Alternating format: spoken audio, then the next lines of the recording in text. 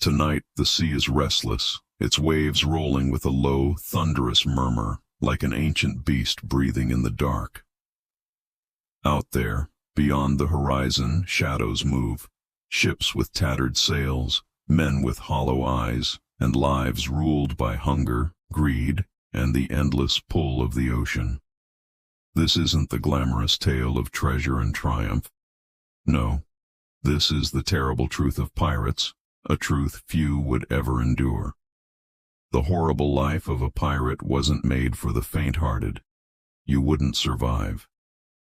Before we set sail into this storm of a story, I invite you to pause.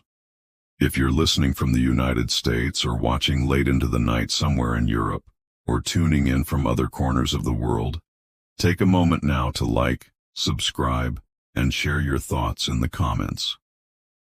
Tell me where you're listening from, and together we'll drift into this haunting journey across the seas. Make yourself comfortable, perhaps with a blanket, a warm drink, and dim lights, because the waves are rising and the night ahead will be long.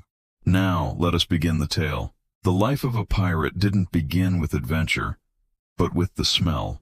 It clung to everything: the deck boards, the ropes, the men's clothes, even their skin.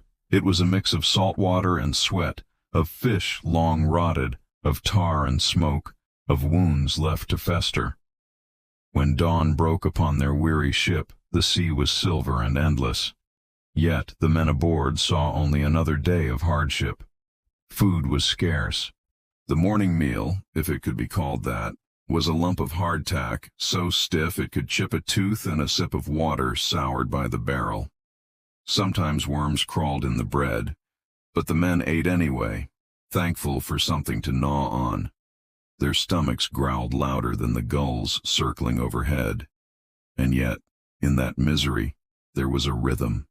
The creak of the mast, the groan of the hull, the slap of waves against the ship, all blending into a strange lullaby that carried them through their days. The youngest among them dreamed of gold, though the older ones knew that treasure was a lie, and only hunger, storms, and steel awaited them. As the sun rose higher, the men went about their duties, barefoot on splintered planks, sweat shining on their backs, their eyes sharp with suspicion and survival, for on a pirate ship, trust was as rare as treasure. The ocean was a prison as much as it was a home. For weeks, sometimes months, the pirates saw nothing but the horizon stretching endlessly, blue folding into blue with no promise of land. The ship itself became their cage, a floating world of wood and rope, where every sound was magnified, every mood contagious, and every silence heavy. The men slept where they could, slumped on damp boards, curled in hammocks that smelled of mildew, or sprawled beneath the stars when the heat grew unbearable below deck. The air in the hold was thick with sweat and smoke from lanterns, mixed with the faint metallic tang of rusted weapons. Rats skittered across the barrels, their tiny claws scratching in the dark. Some men trapped them to eat, others let them be, for they too were survivors of this drifting hell. When storms came, the ship shuddered as though alive, groaning with each lash of wind and rain. The men clung to ropes until their hands bled, faces drenched, teeth clenched, their bodies swayed like rag dolls in the fury of the sea. After the storm, the deck would be slick with salt and fear, and the men would collapse, soaked to the bone, grateful only that they had lived through another night. There were moments of beauty, fleeting as they were, a sunrise painted in fire and gold, dolphins leaping beside the ship as though mocking their misery, stars so many they seemed like lanterns hung above the water. But those moments weren't enough to wash away the constant gnawing truth. There was no escape. Once you boarded a pirate ship, the ocean held your chains. Days blurred into one another, and with them, hunger grew sharper than any blade. The barrels of salted meat, once plentiful, rotted quickly under the heat of the sun, maggots writhing in the brine. Bread hardened into stones, crawling with weevils. But still the men chewed, spitting out what they could, swallowing what they must. Water, rationed carefully, grew thick and stale, leaving the tongue coated and dry. Hunger changed men. At first they grumbled and cursed, swatting at flies, dreaming of taverns and kitchens on distant shores. But as weeks dragged on, their eyes hollowed, their skin sagged, and their tempers sharpened. A simple glance could ignite a fight, and a scrap of food could spark bloodshed. Knives flashed quicker, tempers frayed thinner. Some whispered of hunting the sea itself, of lowering nets and hoping for fish. But often the nets came up empty, torn by unseen hands in the deep. Others spoke of feasting on rats roasted over a flame, their tiny bones cracking between desperate teeth. Still, it wasn't enough. Hunger haunted them even in their sleep. They dreamed of tables laden with roasted meats, of bread soft and warm, of mugs brimming with ale. Yet upon waking only the groaning ship greeted them, and the taste of salt lingered on their cracked lips. And so hunger became their constant companion, unforgiving, cruel, and always waiting. At the heart of every pirate crew was the captain, feared, obeyed, and sometimes hated. On this ship, the captain stood tall and gaunt, his eyes sharp as daggers, always watching, always judging. His voice was low, steady, and carried a weight that silenced the deck. When he spoke, men listened, for disobedience was not tolerated. He wore no grand coat of velvet, no polished boots like the stories claimed. His clothes were salt-stained, ragged, his hat bent from years beneath the sun. A pistol at his belt, a cutlass at his side, and scars running across his hands told the true story of his life. The sea had carved him into something harder than stone. The men both dreaded and depended on him. Without his command, they would drift into chaos. With his command, they sometimes feared they wouldn't live to see another dawn. He rationed their food with cold precision, his eyes narrowing as he watched each man eat, making sure no hand lingered too long near the barrel.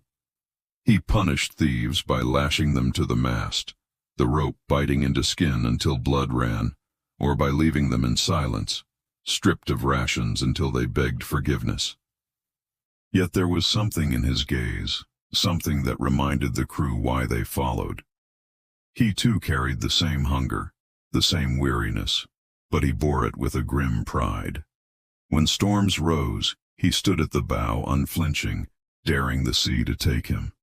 And so the men, even in their misery, found themselves steady under his stare, bound by fear, but also by a strange, reluctant respect. In the long stillness between storms, when the sea stretched flat and lifeless, whispers carried more power than waves.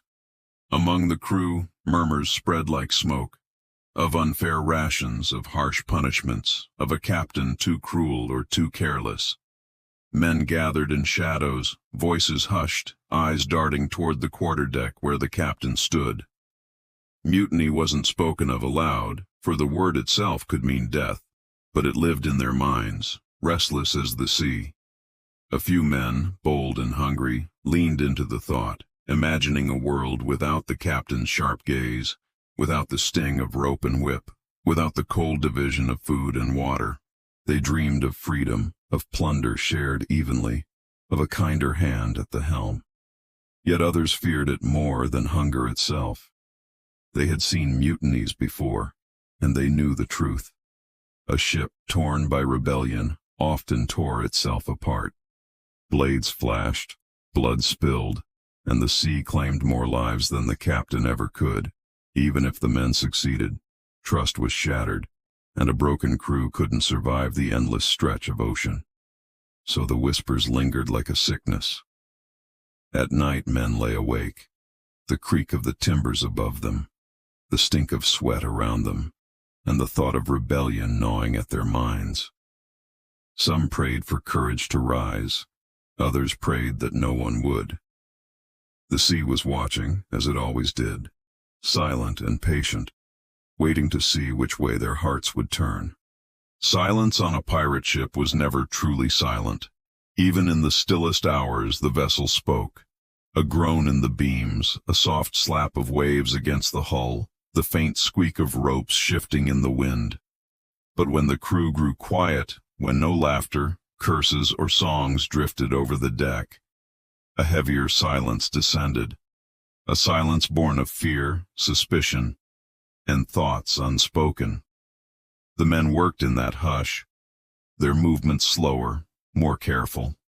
Eyes lingered too long on one another, as though every man wondered who might betray, who might plot, who might speak to the captain. The silence was heavier than the air itself, pressing down on the ship like a storm not yet broken. Below deck, the hammocks swayed gently, carrying men in uneasy sleep. Dreams were filled with ghosts, faces of those drowned in storms, lost in battles, or left behind on barren shores. Some muttered in their sleep, whispering names, curses, or fragments of memory. The rest lay with eyes open in the dark, staring upward, waiting for morning. Above, the stars glittered like cold fire. The moon spilled silver over the waves, turning the ship into a lonely shadow drifting through eternity. The night air carried the smell of salt and tar, sharp in the lungs. One could almost believe the sea itself was holding its breath, watching the ship with patient hunger. The silence stretched on, and the men bore it like a weight upon their shoulders. They knew it couldn't last. On a pirate ship, silence always broke, sometimes in laughter, sometimes in song, and sometimes in blood. The first signs of the storm were small, almost gentle. The shift of the wind, the distant roll of thunder that seemed more like a growl than a roar. The men glanced toward the horizon where clouds rose dark and heavy, their bellies swollen with rain. The air grew thick, damp, and charged, as though the sea itself braced for violence. The captain's voice carried over the deck, calm but sharp, ordering the sails drawn, ropes tightened, barrels secured. The men moved quickly, bare feet slapping against wet planks, hands raw from the rough cords. Each knew that hesitation meant death. Storms spared no one, and the ocean swallowed the careless without a trace. As the hours passed, the horizon closed in. Lightning cracked across the sky, white veins slashing through the black, followed by thunder so loud it seemed to shake the bones of the ship. The sea rose in restless swells, lifting the vessel high, then dropping it with a shudder that rattled teeth. Rain came in sheets, cold and blinding, stinging the skin like needles. The men shouted to one another, voices lost in the howl of the wind. Their bodies moved with the rhythm of survival, clinging, pulling, hauling, fighting against the fury. The ship groaned and trembled, its timbers creaking as though the sea tried to tear it apart. Every man knew one slip could send him overboard where the waves waited with merciless arms. Yet amidst the chaos, there was a strange unity. No whispers of mutiny now, no thoughts of hunger or fear, only the storm and the men against it. Darkness fell heavy with the storm, and the ship became a fragile speck tossed among towering walls of water. Lanterns swung wildly, their lights sputtering, casting brief flashes of gold across drenched faces. The men clung to ropes and rails, their knuckles white, their eyes wide with terror as the sea roared louder than any cannon. Waves crashed over the deck, sweeping men from their feet, slamming bodies into wood and rope. The taste of salt filled every mouth, choking, burning as though the sea itself forced its way inside them. Thunder boomed above, each strike echoing like the drumbeat of doom, while lightning split the sky into blinding shards. For a heartbeat, the storm's fury revealed everything. The pale faces, the flapping sails torn like rags, the mast bending like a reed. The captain's voice, stout but unyielding, barked orders that cut through the chaos. Men obeyed by instinct, their bodies moving though their minds screamed with fear. Some prayed aloud, clutching charms or crosses at their necks, while others cursed the sea itself, spitting into the rain as though defiance could save them. Then came the worst of it, a wave taller than the mast, a mountain of black water that rose in silence before crashing down with a force that shook the ship to its very core. Men vanished in its grip, swept screaming into the dark, their cries lost beneath the ocean's roar. The survivors clung harder, their chests heaving, hearts pounding like drums of war. And through it all the night stretched on, unrelenting, as though the sea meant to test every soul aboard, deciding who would live and who would sink into the depths forever. When dawn finally broke, it came not with warmth, but with a pale, cold light that crept timidly across the battered ship. The storm had passed, leaving the sea strangely calm, as though mocking the chaos it had unleashed only hours before. Waves rolled gently now, their surfaces glittering with morning sun, but the ship bore the scars of the night's fury. The deck was a ruin. Ropes lay snapped and tangled like the inwards of some wounded beast. Sails hung in tatters, dripping with seawater. Barrels had burst loose, rolling aimlessly until caught against splintered rails. Blood smeared the boards in places, washed thin by rain, but still clinging like a memory. The men moved slowly, silently. Their eyes were hollow, their faces drawn, their bodies aching from the endless battle against the sea. Some searched for friends who had been swept away, calling names into the soft wind, though no answer ever came. Others slumped against the mast, too tired even to weep. The captain stood tall at the bow, his clothes soaked, his hat long gone, his hair plastered to his face. He didn't speak. Not yet. His eyes scanned the horizon, the emptiness of the ocean, the emptiness of the men. He carried his silence like a weight, and the crew felt it pressing down on them. The storm had taken more than men. It had stolen food, barrels of water, weapons and faith. Yet the ship still floated, and the survivors still breathed. That, in its own grim way, was a victory. But the morning air carried more than salt. It carried the question unspoken in every heart. How much longer could they endure? In the quiet after the storm, the men soon felt the bite of hunger once more, sharper now for the losses the sea had stolen. Barrels of salted meat and bread had been washed away, their lids bobbing somewhere in the endless blue. The little water that remained sloshed weakly in half-empty casks, precious as gold, guarded like treasure, yet shared out in bitter sips. The men gathered on deck, gaunt faces turned toward the dwindling supplies. Hardtack was broken into crumbs, each man cupping his hand as though receiving a sacred offering. They chewed slowly, stretching the taste as long as they could. But it wasn't enough. Their bellies ached, their throats burned dry, their thoughts grew restless. Hunger made the air heavy, words were shorter, tempers quicker, glances sharper. Some cursed the sea, others cursed the captain, and still others cursed themselves for ever climbing aboard. And then came the strange whispers. Some claimed to see shapes beneath the water, shadows that followed the ship, swimming with purpose. Others dreamed while half awake, imagining feasts so vivid that the taste of roasted meat lingered on their tongues when they opened their eyes to nothing. The captain spoke at last, his voice even, though it carried no comfort. "We endure," he said. "We endure, or we die." It wasn't a promise, not even hope, only the truth. The sea stretched before them, endless, merciless, and silent. Hunger had returned, and it wouldn't let them forget its grip. Below the deck, the ship breathed a different kind of misery. The hold was hot, humid, and cramped, filled with the stench of sweat, rot, and unwashed bodies. Men pressed shoulders together, lying in hammocks, swaying with the ship, trying to find rest where none could truly be found. Rats scurried in the corners, their claws scratching against wood, their tiny squeaks echoing like taunts.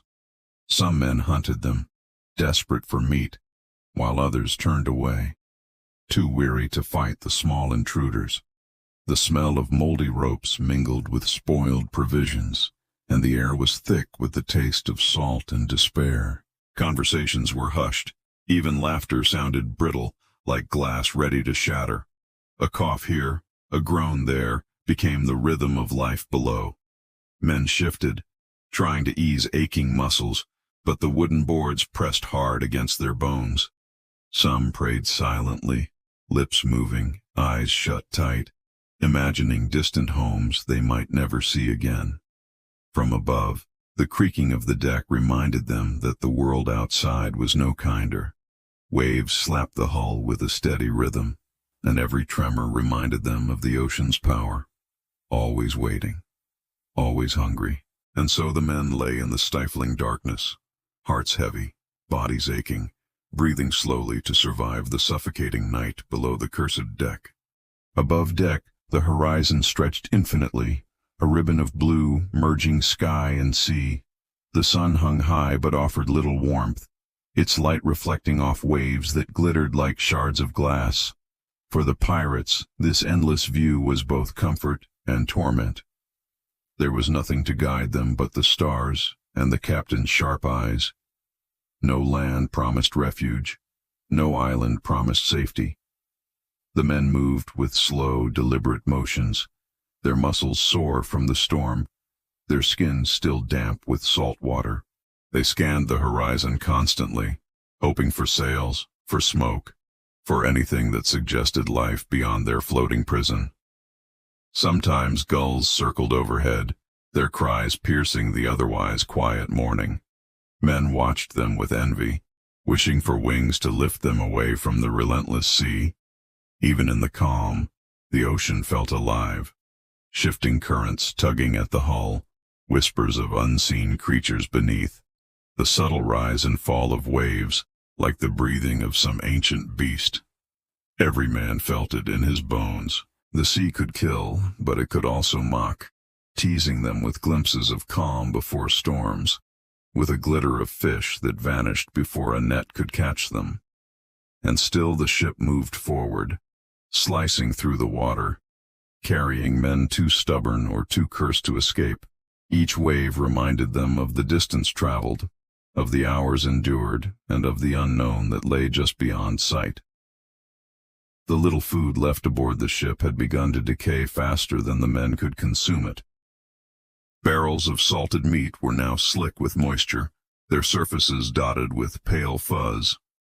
Bread, once hard and dry, had softened into a damp, spongy mass, crawling with tiny, wriggling insects. The smell was overpowering, sour, sharp, and clinging to everything it touched. Despite the stench, hunger drove the men to eat. Fingers trembled as they broke pieces from the bread, shaking off the crawling worms, swallowing quickly to avoid tasting the rot. Each bite was a gamble, sometimes edible, sometimes a brush with sickness. But starvation left no choice. The water, too, was stale, carrying the faint tang of algae from the barrels, making each swallow feel like swallowing the sea itself. The deck became tense as rations dwindled. Men argued over crumbs, their voices low and bitter. Hands reached too far, eyes darted suspiciously, and the captain's shadow fell across the quarrels, a silent reminder that order, however harsh, was still preferable to chaos. The smell of decay clung to their clothes and hair, lingering even after a futile attempt to wash in the saltwater waves. It became part of their existence, a reminder that survival demanded endurance beyond courage, beyond hope even. And yet the men carried on, chewing, swallowing, surviving, their bodies and spirits battered but unwilling to surrender entirely. Even when surrounded by men, a pirate could feel unbearably alone. On deck the wind tore at clothes and hair, carrying the endless roar of the sea, and every man's thoughts seemed to drift farther than the ship itself. Friends or enemies, it hardly mattered. Each soul was trapped in its own struggle, facing the hunger, the storms, and the constant ache in the bones alone.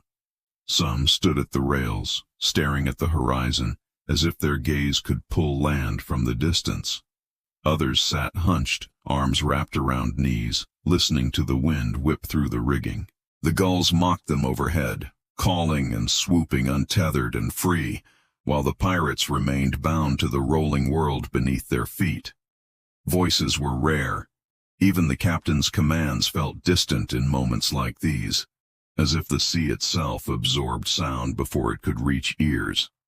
Men spoke in hushed tones, mostly to complain, to warn, or to murmur short prayers.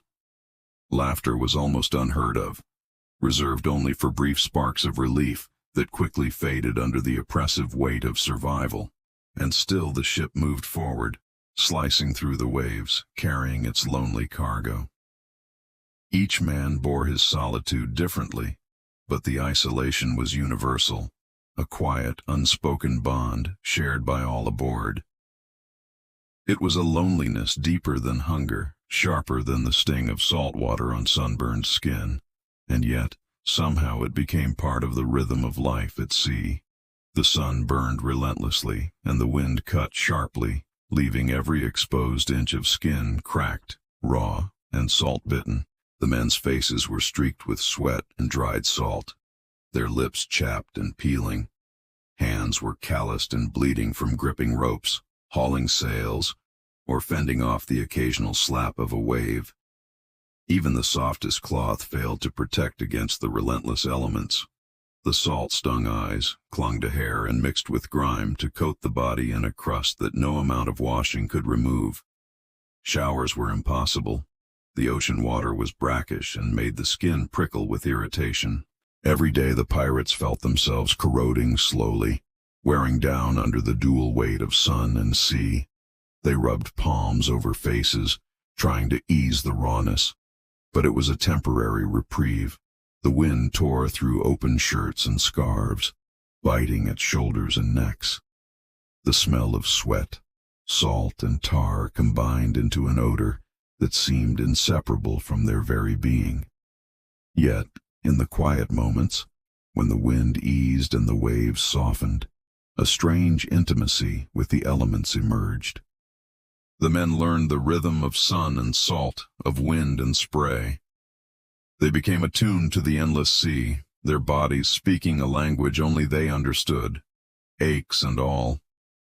Life aboard a pirate ship was never idle. Even when the horizon was calm and the sun gentle, chores demanded attention.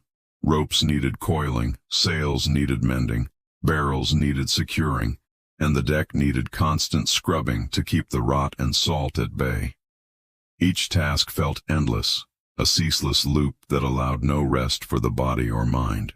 Men moved with slow, deliberate precision, muscles sore from storms, hands raw from work. The rhythm of labor became hypnotic, the scrape of rope against wood, the thud of barrels being rolled into place, the swish of brooms across the deck. It was exhausting, but it gave purpose, a fragile tether to sanity amidst the isolation of the ocean. Even the smallest mistakes had consequences. A loose rope could tangle a sail, a spilled barrel could crush a foot, a misaligned plank could leak water into the hold. Each man knew that survival demanded constant vigilance, that sloppiness could mean pain or death. And so they worked quietly, concentrating on the motions, even as hunger and fatigue gnawed at their bones. In this relentless routine, the pirates found a strange comfort. Chores were predictable, unlike the sea, unlike hunger, unlike the whispers of mutiny. For a few moments, they could lose themselves in the rhythm of work, the squeak of ropes and the slap of wood against wood, forming a lullaby of survival. The scent of the sea was a constant, inescapable presence, sharp and briny, clinging to hair, skin, and clothes. It mixed with sweat, tar, and the faint coppery tang of blood from scrapes and bruises, forming an odor that became the true perfume of a pirate's life. Each breath carried both memory and warning, the taste of waves, the smell of storms, the essence of survival. Morning brought a fresher salt, a hint of freedom and movement. But as the sun climbed, the smell thickened. Sweat and sea mingled on sunburned skin, while the deck absorbed the stench of rotting provisions and the occasional upturned barrel. Below deck, the hold carried the dense smell of damp wood, mold, and the unmistakable odor of human fatigue. Men became attuned to it. They could sense changes in the wind that carried distant storms, or detect the subtle hint of a fish shoal beneath the surface. Yet the same smell that guided them also reminded them of their vulnerability, the ever-present threat of decay, hunger, and the vast, indifferent ocean. Some nights the smell became almost intoxicating. Damp clothes clung to skin, the salt taste lingered in mouths, and every inhalation reminded them that they were alive despite the hardship. And in those moments, the sea seemed both cruel and comforting, a relentless companion that demanded endurance but never offered mercy. As evening approached, shadows stretched across the deck like dark fingers, swallowing the wood in long, wavering shapes. The sun dipped toward the horizon, painting the waves with bruised purples and gold. But the light seemed fragile, easily consumed by the gathering darkness.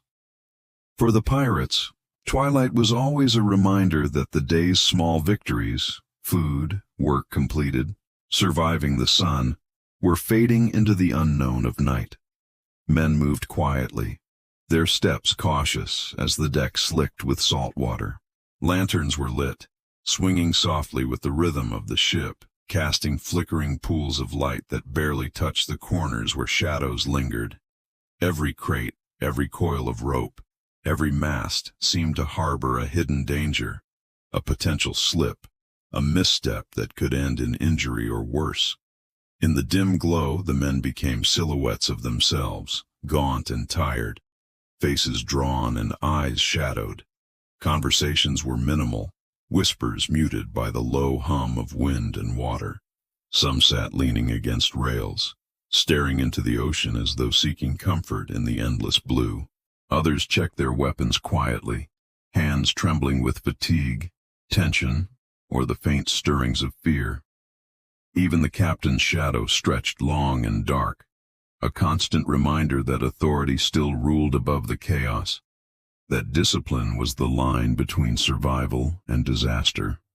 The night held both promise and threat, a gentle lull for a brief moment, followed by the reminder that the sea never truly rested, and neither could they.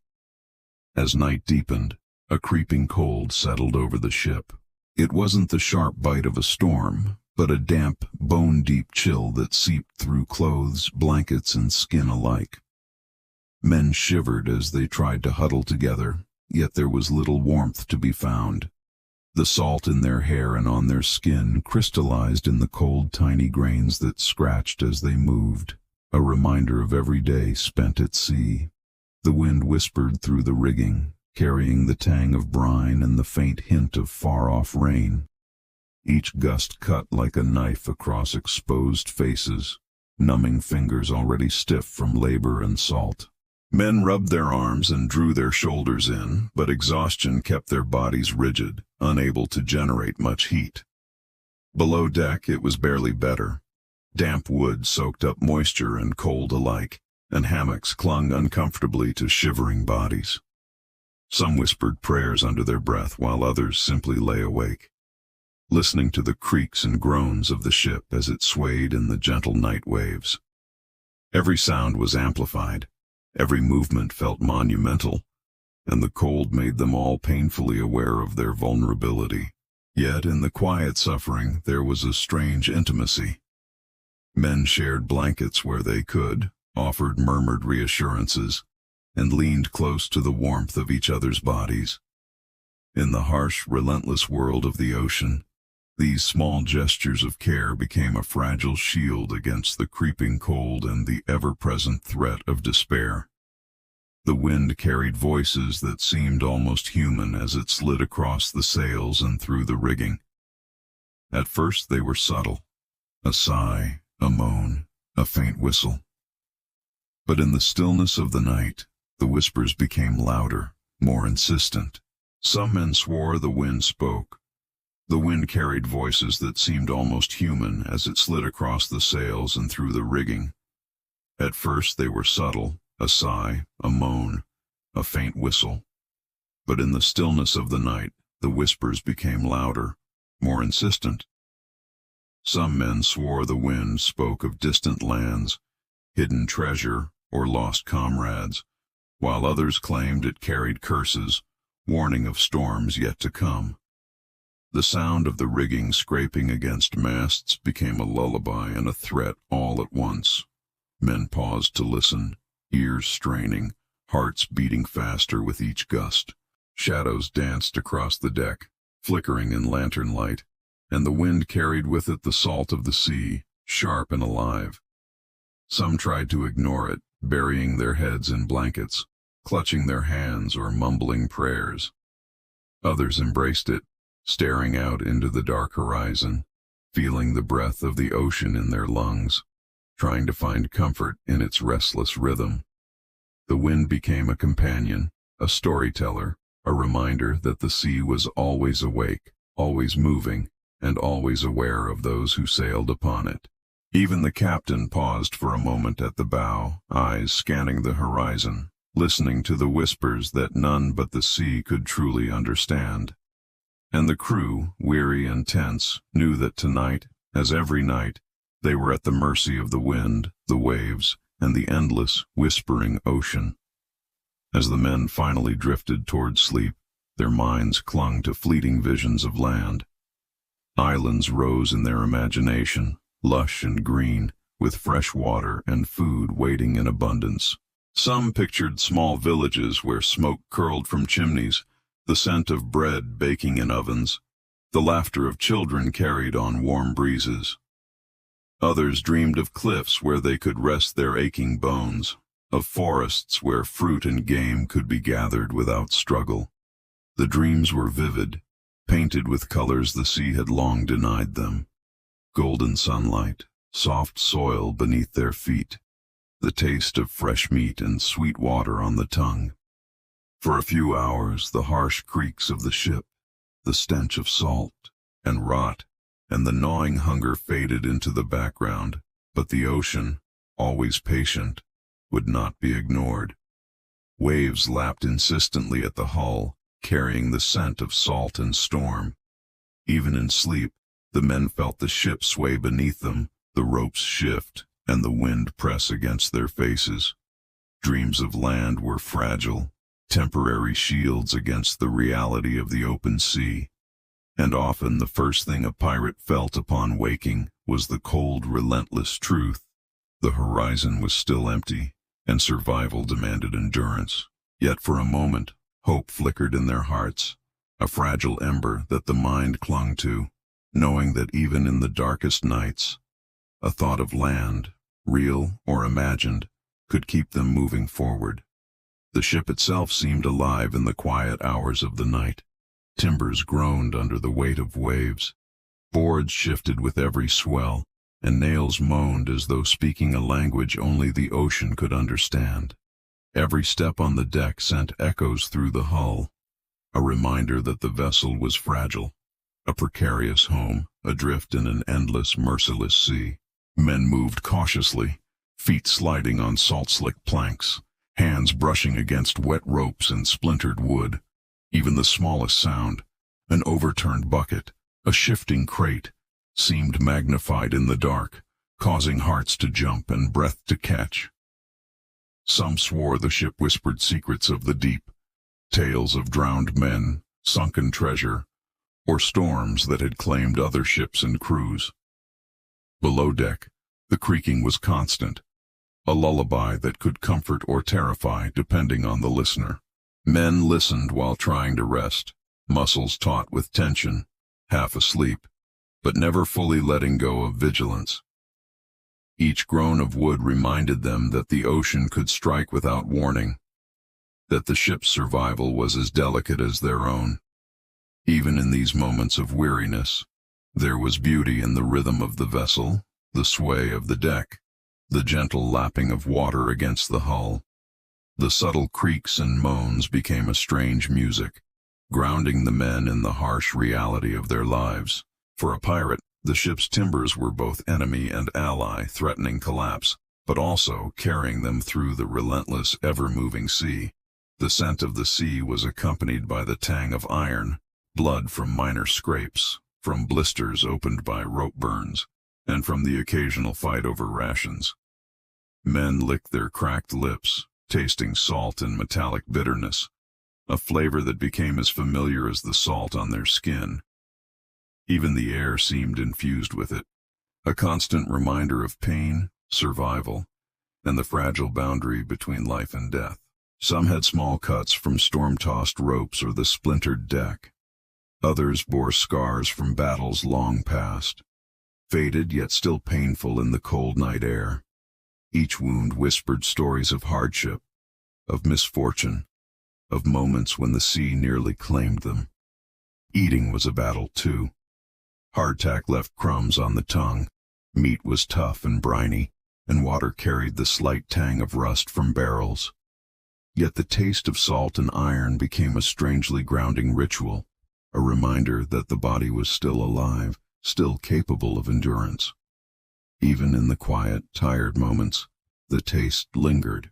It clung to the teeth, the tongue, the lips, a subtle bond between the men and the harsh life they had chosen or been forced into. Every swallow, every gulp of briny water was a testament to their resilience, a quiet acknowledgement that despite everything they were still here, still surviving, still breathing. Some men were assigned the night watch, a duty both dreaded and necessary.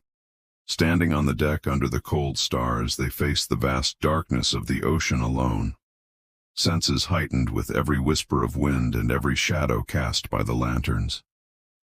The horizon offered no comfort, only endless waves that shimmered under moonlight, masking dangers unseen. Eyes strained to catch any sign of other ships, of floating debris, of predators, both human and marine. Ears listened to the groaning timbers, the slap of water against the hull, the soft creak of rigging in the wind. Even the smallest sound could signal disaster, and vigilance became a tether to life itself. The watchmen often felt the weight of the night pressing on their shoulders, the silence amplified by exhaustion and the distant cries of gulls. Conversations were scarce. Even the captain's occasional presence offered little solace. Some hummed quietly to themselves, others muttered prayers, while a few simply stared, letting the rhythm of the waves lull them into a fragile state between wakefulness and sleep. The ocean at night seemed alive, aware of every movement aboard the ship, patient yet unforgiving. And those assigned to the watch learned quickly that vigilance was not just a duty, it was a lifeline. A moment's distraction could mean a slip into the black water below, and the sea would not pause for their regrets. Even the bravest pirate could not escape fear, especially when the sea was so vast and unpredictable. It crept in quietly, a shadow in the corner of the eye, a shiver down the spine, a tightening of the chest. At times it was the fear of storms yet to come, at others the fear of hunger, of mutiny, or of falling into the endless dark water. The wind carried it too, teasing the senses with sounds that might be something or nothing at all. A rope snapping in the distance, a splash against the hull, a flicker of shadow. Each became a story in the mind, a warning that the ocean was patient and clever. Even the captain could not shield them from it. Fear was a companion they carried themselves. Men tried to fight it with work, with song, with prayer. Some clutched weapons or ropes. Others whispered to themselves, recounting small victories or dreams of distant shores. But fear was persistent, never fully leaving, lurking beneath every laugh, every conversation, every cautious step on the slick deck.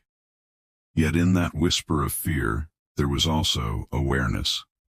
It honed the senses, forced alertness, and sometimes saved lives.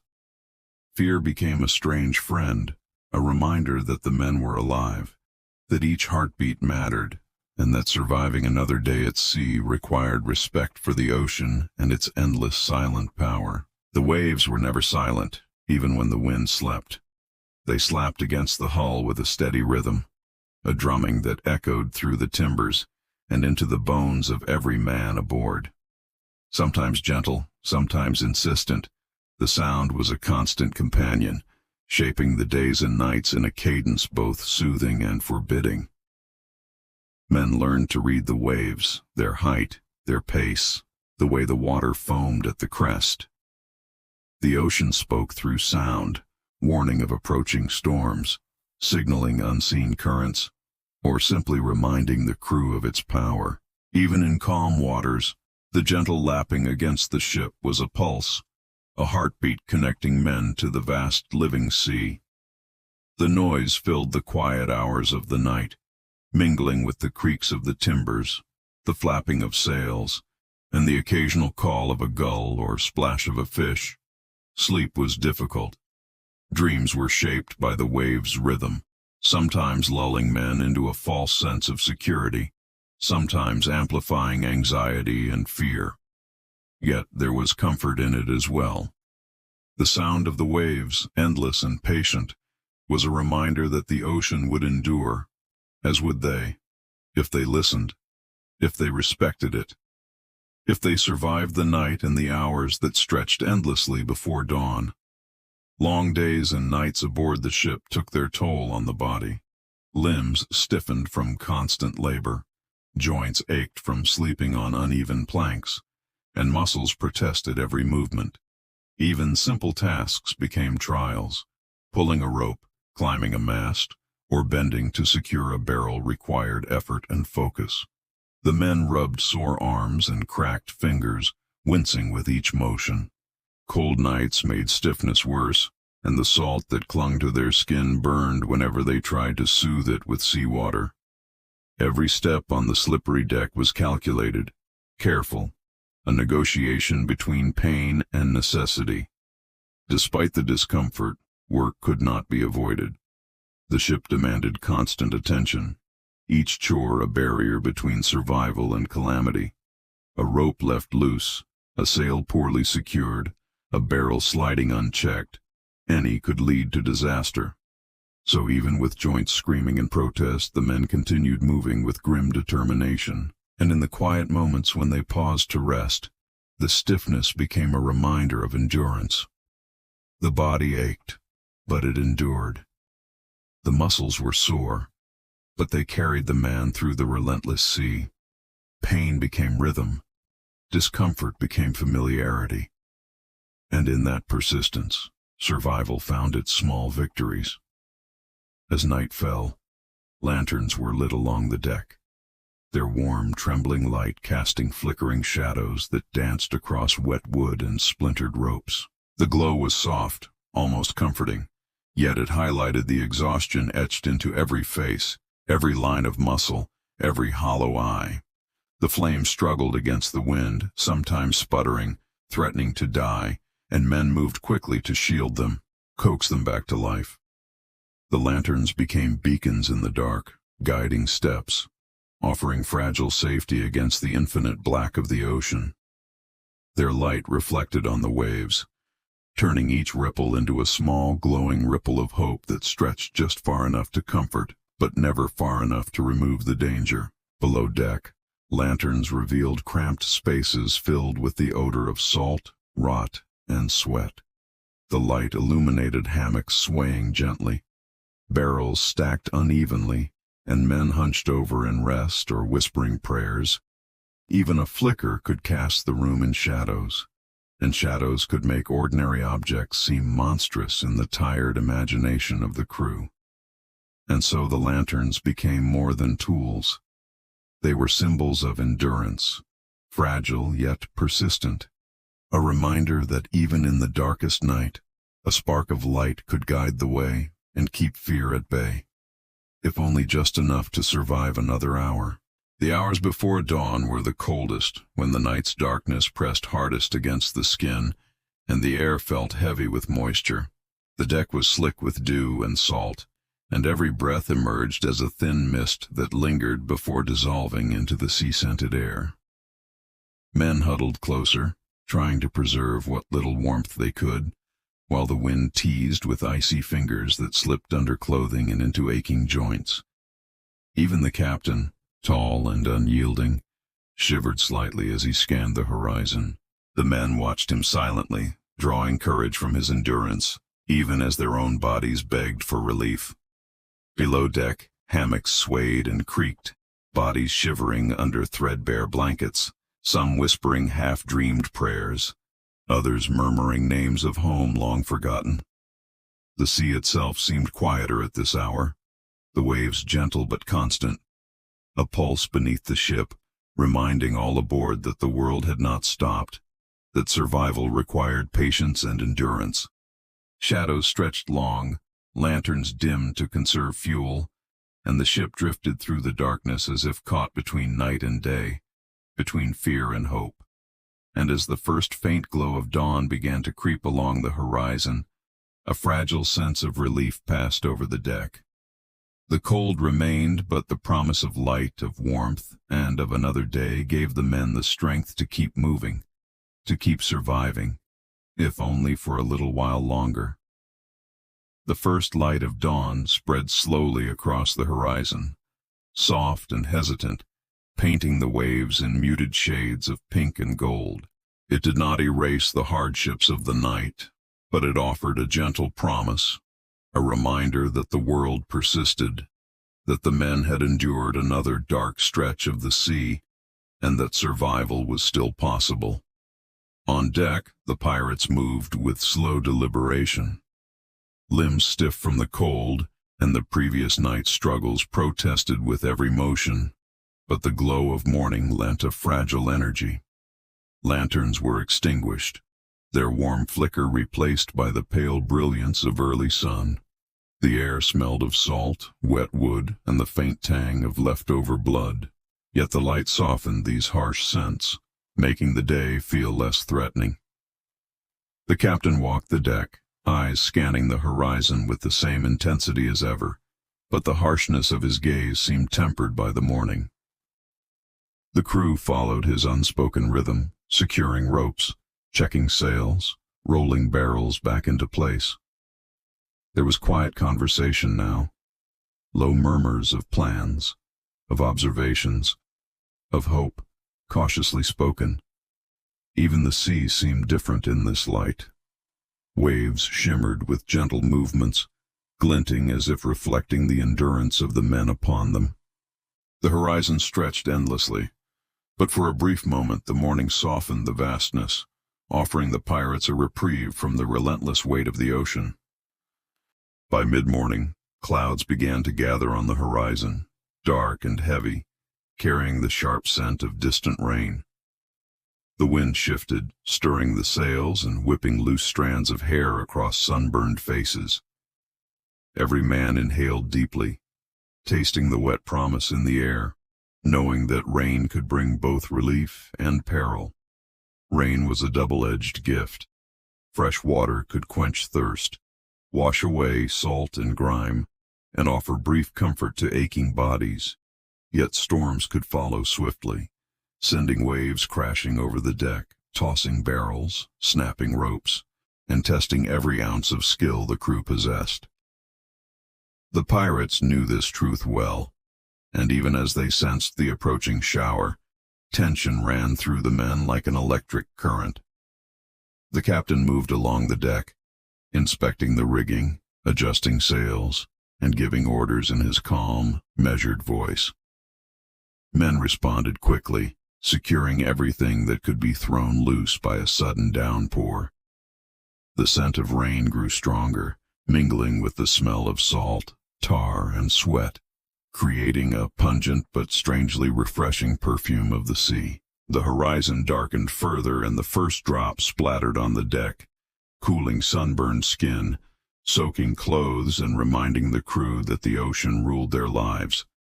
The rain was coming, relentless and wild, but it also signaled life, a cleansing, terrifying, and vital part of the world they had chosen or been forced to inhabit. The rain arrived in hesitant whispers at first, tiny drops that tapped against the deck and rolled off the ropes. Men tilted their heads skyward, letting the water patter across their faces, a sharp relief against the relentless heat and salt. The sound was soft but insistent, a delicate rhythm that both soothed and warned, a promise of freshness and a reminder of nature's unpredictability. Soon the drizzle strengthened, falling in sheets that soaked clothing and plastered hair to faces. The deck glistened with wetness, wood slick and dangerous underfoot. Men moved carefully, gripping ropes and rails, their boots slipping occasionally despite caution. The smell of fresh rain mixed with salt and tar, a pungent yet invigorating aroma that reminded them of life beyond hunger and hardship. The captain's voice cut through the rain, calm yet commanding, giving instructions to secure the sails and check the barrels.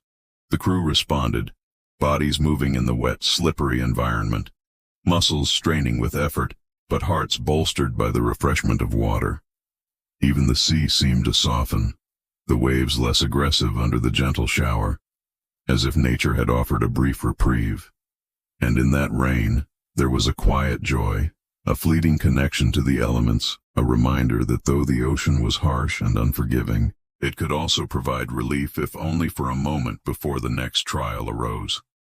As the rain soaked deeper into the ship, the scent of wet wood rose from the deck and timbers, sharp and earthy, mingling with salt and tar to create a heavy, lingering aroma. Every step across the slick boards carried the smell upward, a constant reminder of the ship's age and endurance, of the countless storms it had survived, and the lives it had carried. Men bent to scrub the deck or adjust ropes, hands raw and blistered, the rain washing both grime and a little of the rot away. The scent clung to their hair, their clothes, their skin, and even to the small hammocks below deck, filling every corner with the unmistakable perfume of sea-soaked wood and relentless survival. The smell was comforting in a strange way, a signal that despite everything, the ship remained whole, a shelter against the infinite restless sea. Even as men cursed the wet and the cold, their minds clung to the faint reassurance that the vessel beneath them had endured before and would endure again. The captain walked the length of the deck, silent but watchful, eyes scanning the horizon, nostrils flaring slightly with the mix of rain and salt. The crew moved around him in a quiet, practiced rhythm, each man grounded by the familiar scent, the constant, tangible presence of their floating world.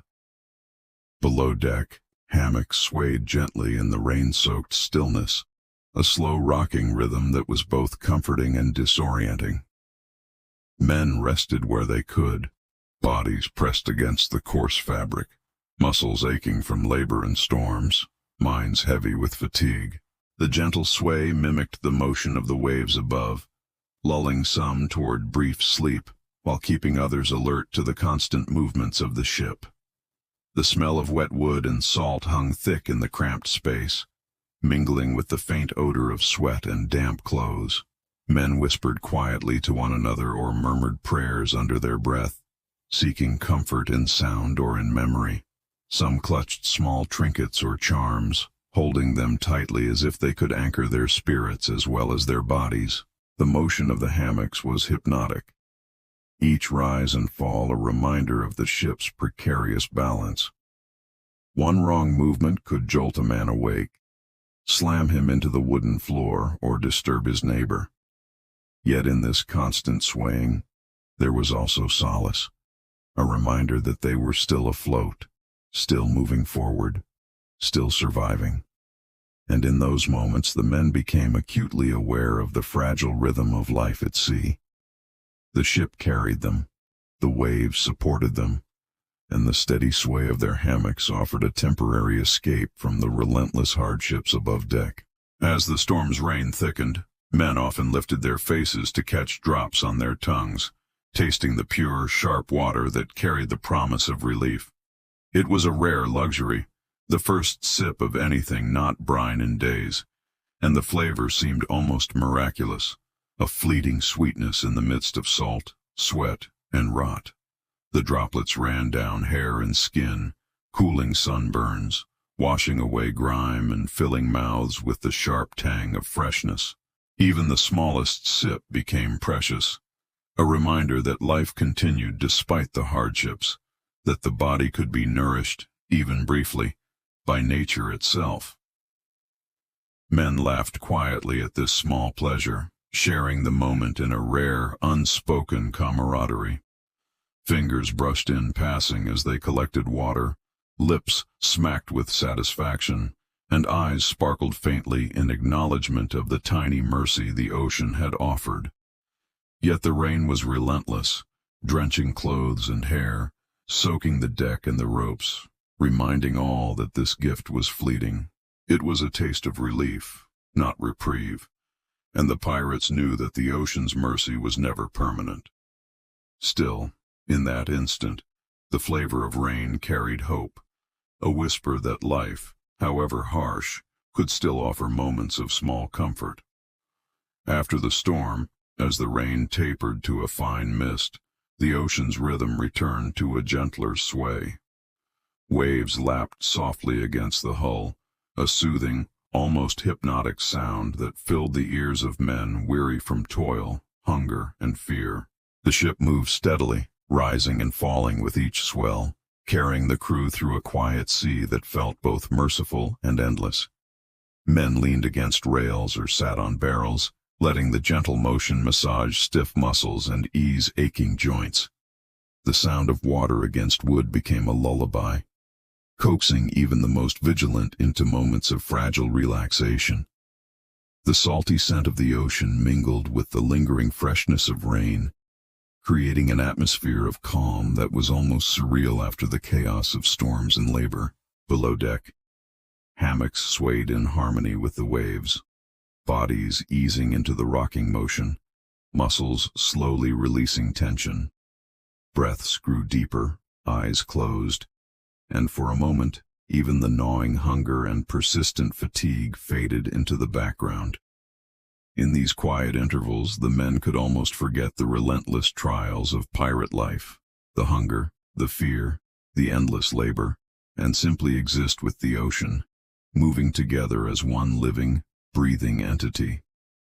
The gentle lull of the waves was a reminder that despite all hardships, the sea also offered moments of peace, brief though they might be. By midday, the sky began to change again. Clouds drifted across the horizon, some light and wispy, others dark and heavy, hinting at storms yet to come. The wind shifted, carrying with it the smell of distant rain and the ever-present tang of salt. Men on deck paused to observe, senses alert, bodies still stiff, but aware that the ocean was never idle. The sails flapped gently in the changing breeze, and ropes groaned as the ship adjusted to each shift in wind. The crew moved cautiously, coiling lines and tightening knots, muscles tense with anticipation. Even a slight change in the weather demanded attention, for the sea could turn violent without warning. The captain stood at the bow, eyes scanning the clouds as if reading a book written by the wind itself. His shadow stretched across the deck, a quiet reminder that authority and vigilance were constant necessities. The men followed his movements, finding comfort in routine, even as the shifting sky promised unpredictability. Above all, the clouds reminded the crew that life at sea was never still. Each moment carried change, each gust of wind a challenge, and each shadow across the deck a whisper that the ocean's power was never fully tamed. And so they prepared, muscles taut, senses sharp, hearts steady, ready to face whatever the horizon might bring. Amid the constant trials, small moments of camaraderie offered comfort to the men. A shared smile, a whispered joke, or the simple act of passing a cup of water became treasures in a world dominated by hunger, cold, and fear. These brief connections reminded the pirates that they were not entirely alone, even when the sea seemed determined to isolate them.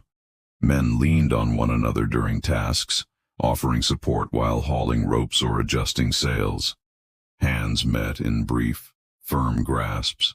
Shoulders bumped in acknowledgement, and murmured encouragement passed quietly through the crew. Even the captain occasionally allowed a nod of approval or a rare word of praise, reinforcing the fragile bonds that kept morale afloat. Below deck, men shared hammocks or blankets, whispering softly in the dim light, recounting stories of distant homes, past adventures, or imagined futures. The sounds were small, but they carried warmth, a subtle reassurance that someone understood, someone cared, someone survived beside them. Even amid exhaustion and danger, these fleeting moments of friendship became anchors. They grounded the men in the present, offered brief relief from relentless hardship, and reminded them that together they had a better chance of surviving the cruel, endless expanse of the sea. Even in the harsh life of the sea, hope found small ways to flicker. A glimpse of distant birds, the hint of an island on the horizon, or the first rays of sunlight cutting through clouds, brought a quiet lift to the crew's spirits. These moments were fleeting, but potent, reminding men that the world beyond hunger, storms, and fear still existed. The captain's eyes often caught these signs first, and he would nod or shift his stance slightly, sharing the unspoken message that survival was still possible, that vigilance and endurance could still yield reward. The crew, attuned to such signals, followed his subtle cues, hearts buoyed by the idea that the ocean could occasionally offer more than hardship. Below deck, whispered conversations turned to speculation about landfall or fresh water. Men imagined soft grass beneath their feet, the taste of fresh fruit, or even just the simple pleasure of resting without fear of waves or wind. These thoughts were delicate, like fragile wings, but they carried the men forward, reminding them why they endured, why they labored, and why they survived. Even in a world ruled by the ocean, hope proved persistent, a quiet flame amid the storm, guiding weary souls toward another day, another challenge, and another chance to endure. Late in the afternoon, a subtle change in the air caught the crew's attention. A faint, earthy scent carried on the wind. It was different from the brine of the ocean or the tang of rain. Some men swore it was impossible, a trick of the imagination, but others breathed deeply, tasting the promise of something beyond waves and salt. The captain's eyes narrowed, scanning the horizon for any hint of land. He moved quietly along the deck, adjusting sails and giving small instructions to prepare for possible anchoring. The crew followed with renewed energy, their tired muscles finding a second wind as the thought of solid ground filled their minds. Even below deck, the subtle aroma seemed to lift spirits. Men stirred in their hammocks, eyes blinking in anticipation, whispering prayers for safety and relief. The smell was a delicate mix of soil, vegetation, and distant water, teasing hope into hearts long hardened by hardship. For the pirates, the scent of land was more than just a sensory change. It was a reminder that survival could have rewards, that the endless ocean might yield a haven, and that the relentless life at sea could occasionally be tempered by the gentle promise of relief. As the evening approached, the sea grew calmer, almost eerily so, as if holding its breath in anticipation. The wind softened, the waves slowed their rhythm, and the ship glided through the water with a gentle, unbroken motion. The crew sensed it immediately, a quiet unlike any other, one that demanded vigilance even in its serenity. Men moved slowly on deck, coiling ropes, adjusting sails, and checking barrels with careful hands. Every sound was amplified in the stillness. The gentle creak of the hull, the faint slap of water against the bow, the soft whisper of wind through the rigging. Even the captain's footsteps seemed deliberate, each one echoing through the quiet with authority and purpose. Below deck, hammocks swayed gently, and the men felt the calm seep into their muscles and minds. Some whispered prayers, others simply breathed slowly, letting the lull of the sea guide them toward temporary peace. Yet everyone knew that this quiet was fragile, a precursor to change.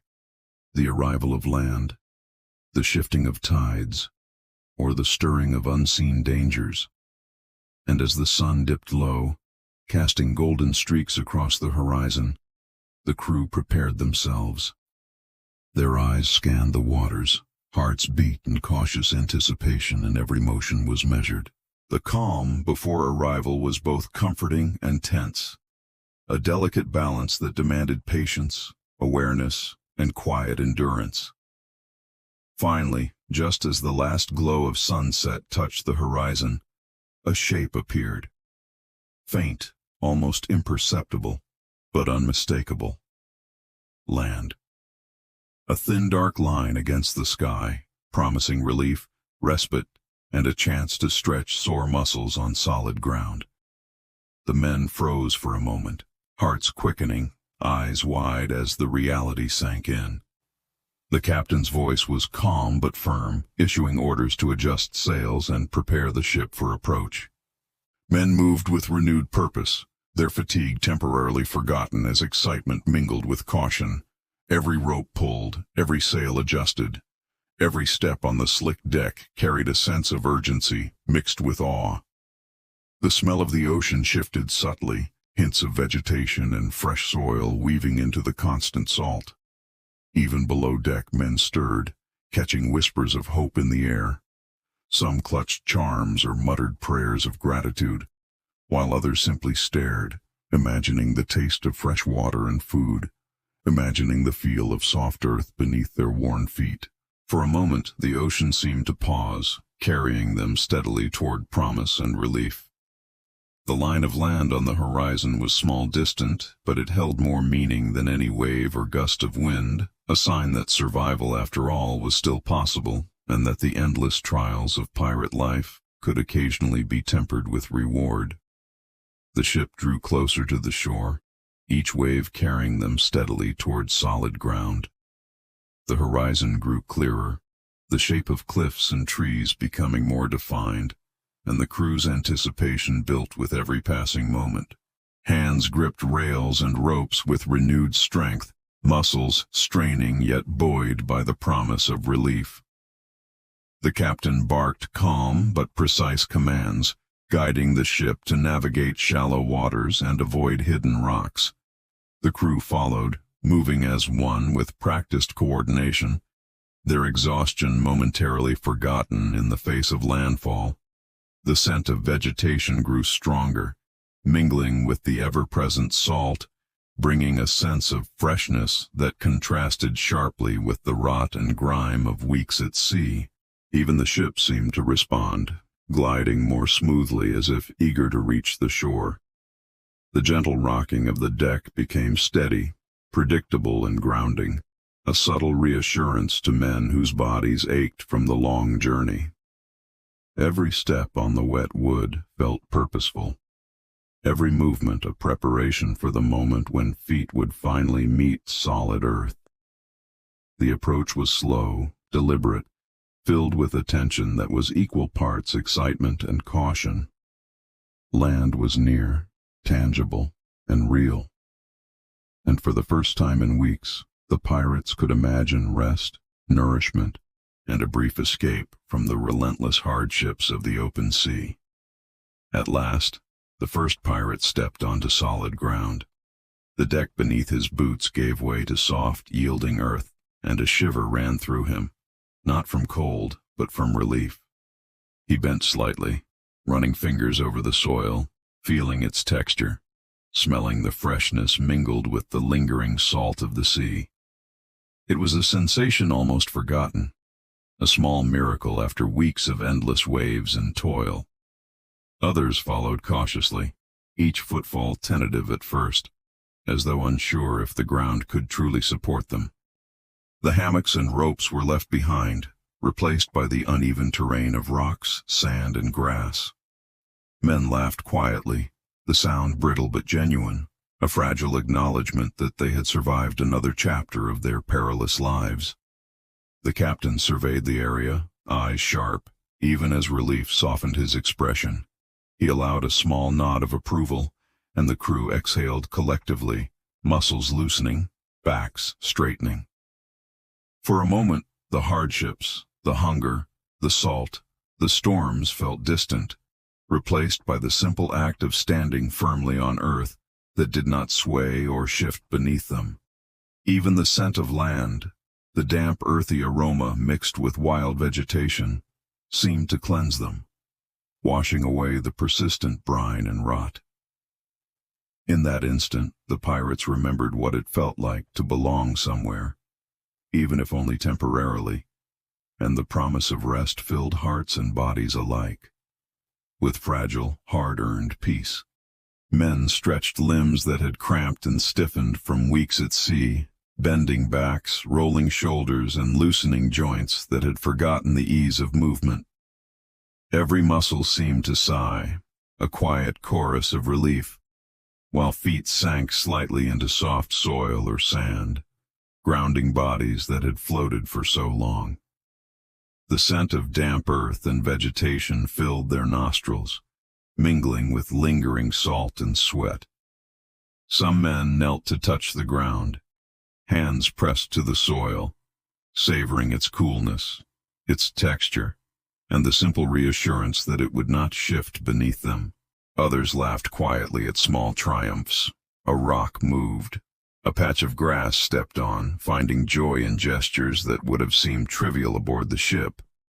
The captain moved among them, surveying not just the land, but the crew themselves, watching as fatigue gave way to cautious vitality. Instructions were minimal now. Survival had brought them here, and for a moment, human endurance could take center stage without the constant demands of the ocean. Even the gentle sway of nearby trees stirred by a mild breeze offered comfort. The sound of leaves brushing together was a lullaby after weeks of waves and wind, and the pirates felt briefly the deep ease of being part of the world again, anchored to earth, connected to life beyond the endless rolling sea. Once the immediate relief of landfall settled, the crew turned to practical matters. Barrels of water and stores of food were carefully unloaded, ropes coiled and stowed, and damaged sails or equipment examined for repair. Even in the midst of fatigue, survival demanded attention. The sea had been generous this time, but it would not remain so forgiving forever. Men moved in quiet coordination, the rhythm of labor familiar and grounding after weeks of constant toil. Hands that had blistered and bled on the ship found new purpose handling crates and tools on solid ground. The scent of fresh earth mingled with salt and tar, creating an atmosphere that was both sharp and reassuring. The captain directed with measured authority, ensuring that each task was done efficiently but without haste that could cause injury. Men whispered observations, pointed out weaknesses in barrels, and shared supplies quietly, mindful that cooperation was the glue holding them together as surely as any rope or plank. Even in these simple tasks, there was satisfaction. The feel of stable ground underfoot, the taste of fresh water, the ability to move without the constant sway of the ship. All were subtle luxuries that recharged spirit and body. For the pirates, the labor was not just survival. It was a reclamation of humanity after weeks dominated by hardship and the relentless rules of the ocean. As dusk approached, the crew gathered wood for a campfire, eager to create warmth and light on the unfamiliar shore. The scent of burning timber mingled with the salty air and damp earth, a soothing contrast to the sharp odors of the ship and ocean. Flames flickered, casting a gentle glow across the men's tired faces, highlighting lines of exhaustion, but also small smiles of relief. Men sat around the fire in pairs or small groups, leaning close for warmth and comfort. Some roasted small rations, the crackle of food over the fire a rare pleasure, while others simply rested, letting the gentle heat seep into stiff muscles. Conversation was soft, punctuated by laughter or the quiet retelling of events from the long voyage. The captain remained near the edge of the firelight, vigilant but not intrusive, his presence a stabilizing force. The flickering glow reflected in his eyes as he scanned the surrounding darkness, ensuring safety while allowing the men a moment of respite. The campfire became more than warmth. It was a symbol of survival, a beacon of human endurance, and a small sanctuary after endless nights at sea. Men closed their eyes briefly, letting the fire's gentle heat and dancing light lull them into a rare state of calm, knowing that though the ocean waited beyond the shore, they had for now earned a moment of rest. Night fell softly over the camp, and the pirates were met with a new symphony. The gentle lap of waves against the sand, the rustle of leaves stirred by a mild breeze, and the occasional distant cry of a nocturnal bird. These sounds were softer, less threatening than the constant roar of the open sea, and they carried a quiet reassurance that the world beyond the ship had its own rhythm. Men listened intently, some lying near the fire with eyes half closed, others sitting upright, alert yet relaxed. The new environment offered both comfort and caution. Sounds were soothing, yet they reminded the crew that they were still in a wild, untamed place.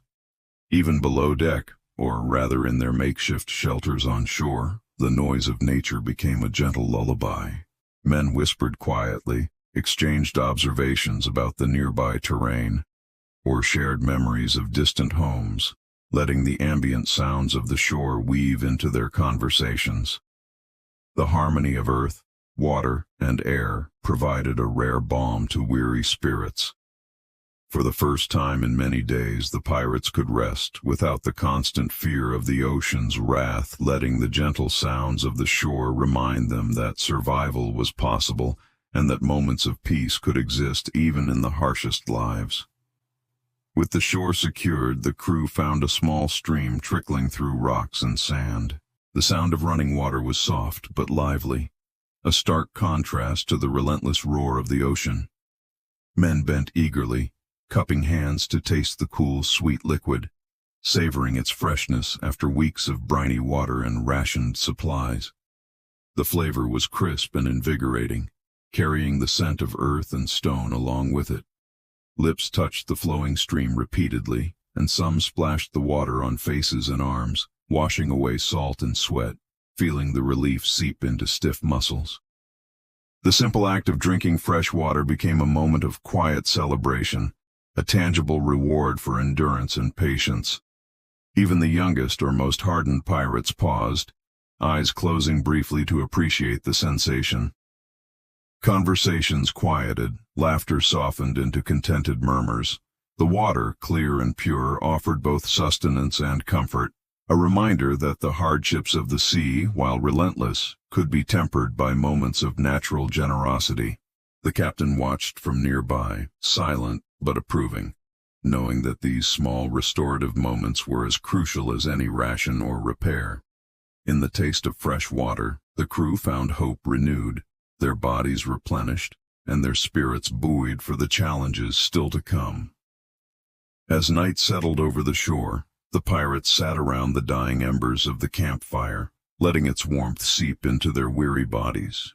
The sky above was clear, dotted with countless stars, and the gentle rustle of leaves mingled with the distant lap of waves, creating a serene atmosphere, unlike anything they had known at sea. Men leaned back, eyes tracing constellations, listening to the soft chorus of the shore. Some reflected on the journey so far, the hunger, the storms, the relentless labor, and the constant threat of the ocean. Others thought of home, fleeting memories of soft beds, familiar voices, and the comfort of safety. Even in silence, the pirates shared this reflection. United in endurance and survival, the captain, standing at the edge of the firelight, allowed himself a rare moment of stillness, breathing deeply, taking in the sight of his crew and the calm of the shore. For weeks, the men had moved at the mercy of the ocean. Now, for a brief span, They were still, anchored not by ropes and sails, but by solid ground beneath their feet. These quiet moments offered more than rest. They allowed hearts to heal, minds to reset, and spirits to find strength. The shore, with its gentle sounds and grounding presence, reminded the pirates that even in lives dominated by hardship, there could be pauses of calm, small sanctuaries of peace, and fleeting but precious relief from the relentless life of the sea. With the fire rekindled and the crew settled, the pirates prepared a modest meal. Hardtack, salted meat, and whatever provisions had survived the voyage were carefully portioned. Each bite savored after weeks of hunger and scarcity, the scent of cooking mixed with the lingering aroma of rain-soaked earth, and the salty breeze, creating a heavy reminder of life beyond the ship. Men ate slowly, mindful of both nourishment and the fragile relief it provided. Each chew was deliberate, each swallow appreciated, and conversation around the fire was soft, punctuated by sighs of satisfaction. The warmth of the flames and the act of eating together fostered a sense of camaraderie, a shared triumph over the harshness they had endured. Even the captain allowed himself a bite, watching the men with quiet approval. The simple act of feeding oneself became a ritual of restoration, a chance to reclaim some humanity lost to weeks of relentless survival. By the time the last morsels were consumed, bodies felt subtly lighter, spirits lifted, and the crew could finally rest without gnawing hunger pressing at their stomachs. The taste of food, though humble, was a profound comfort, a tangible proof that they had endured, that they were alive, and that the trials of the sea for now had yielded to moments of simple sustenance and peace. As darkness deepened, a gentle breeze stirred along the shore, rustling leaves and carrying the faint scent of the ocean mixed with fresh vegetation. The air was cool against sunburned skin, a soft caress that eased tension in muscles and offered a sense of serenity the men had not felt for weeks. Some pirates lay back on the sand, eyes closed, letting the breeze carry away the weight of hunger, fatigue, and fear. Others sat near the fire, shoulders relaxed, listening to the whisper of the wind through the trees. Even the captain allowed himself a moment of stillness, breathing deeply, sensing the rare calm that life on solid ground provided. The sound of the breeze combined with the soft lap of distant waves created a natural lullaby.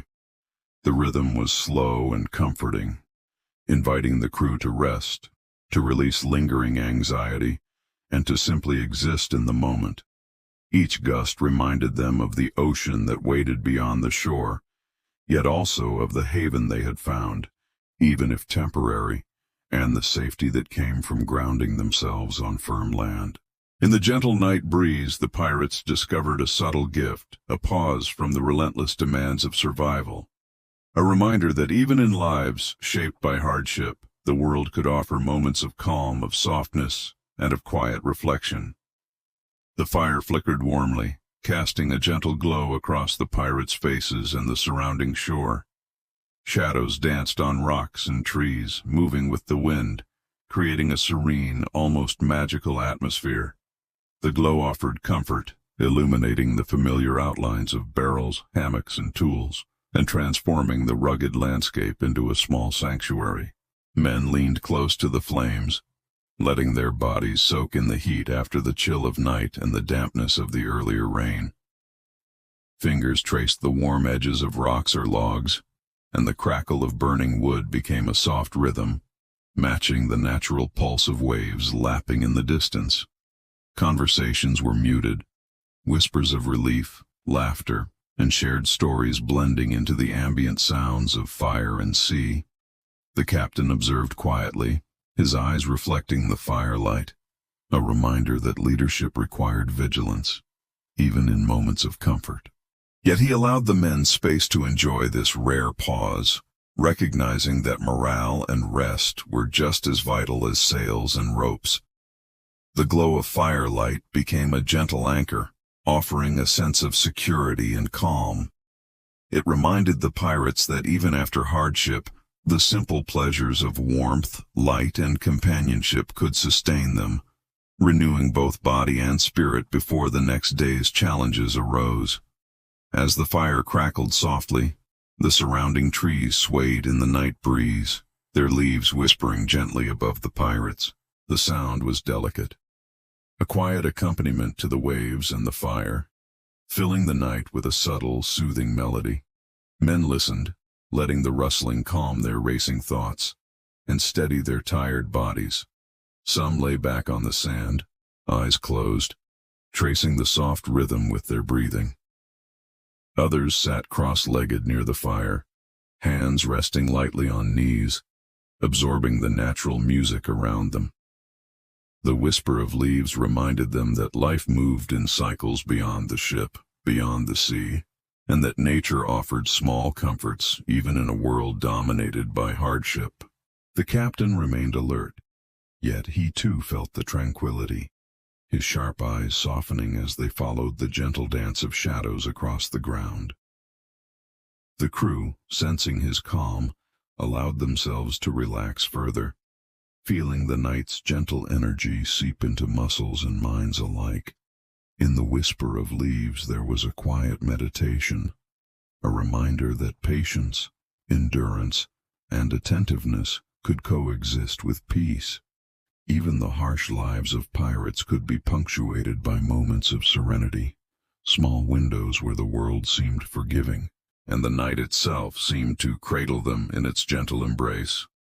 As the fire burned lower, its smoke curled into the cool night air, carrying the earthy aroma of burning wood mixed with lingering hints of rain and salt.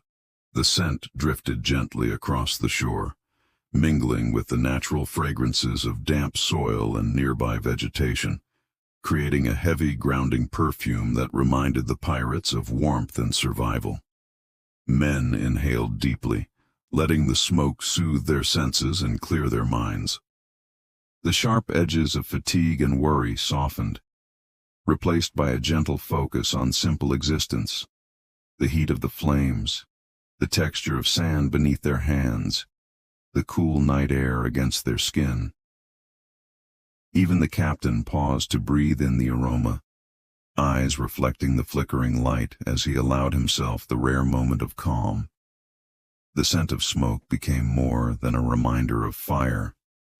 It symbolized safety and human ingenuity, the ability to create comfort even in a wild, untamed environment.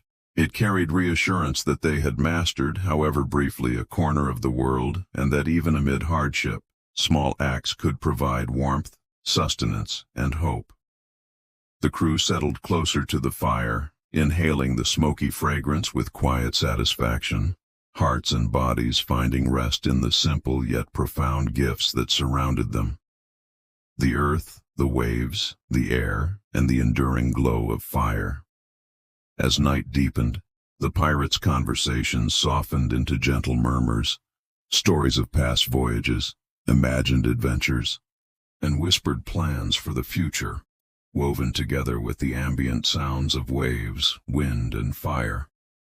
The cadence of voices became a quiet lullaby, a shared rhythm that grounded the men and eased the tension that had clung to their bodies for weeks.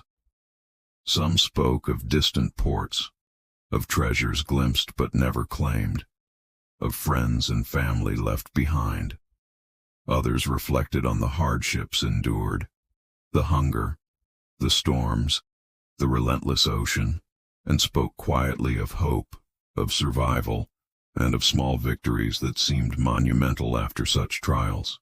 Each voice blended with another, creating a gentle tapestry of sound that filled the night with warmth.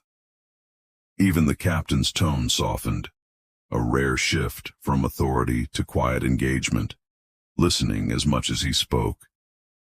The men responded with trust and camaraderie, finding comfort in the shared acknowledgement that they were not alone, that survival was not just an individual struggle, but a collective effort.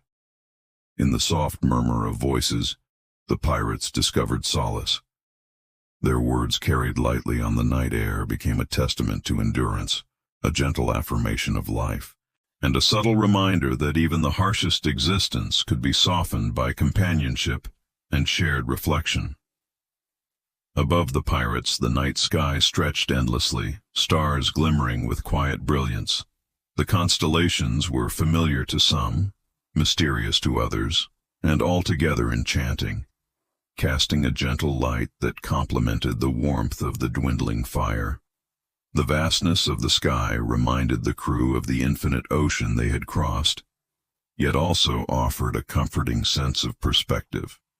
Trials were temporary, and the world was full of beauty beyond their hardships.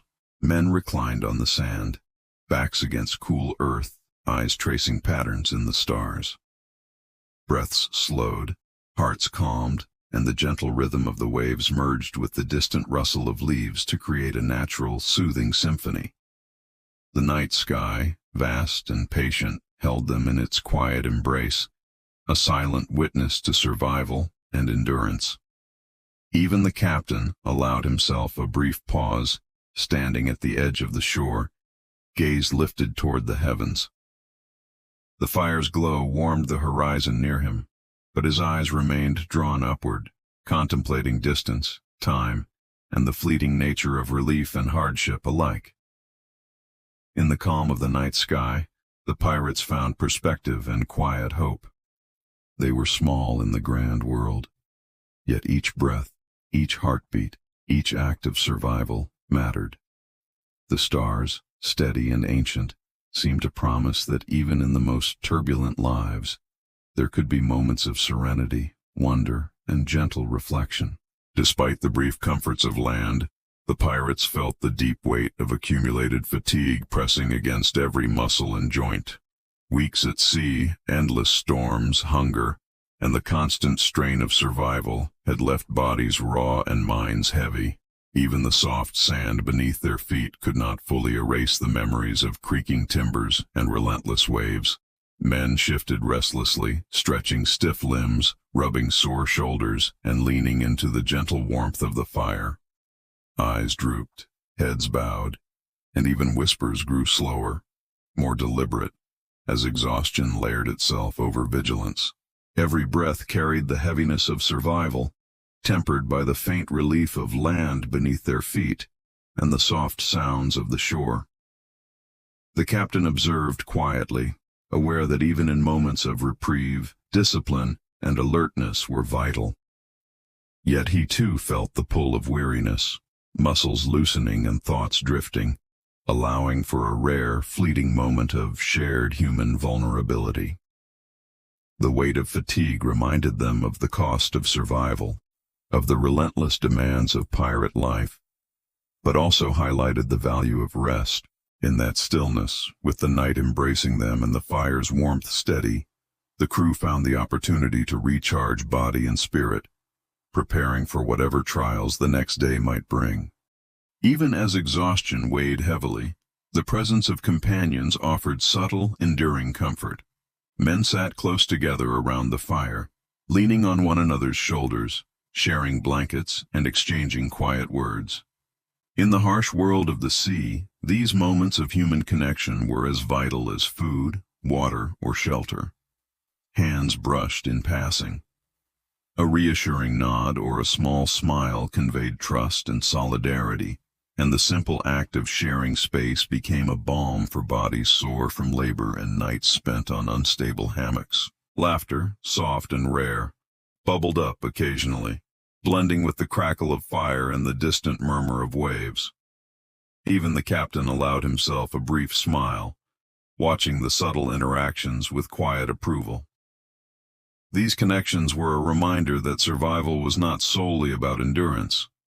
It was also about relying on one another, finding strength in shared hardship, and drawing warmth from companionship when the world outside was unforgiving.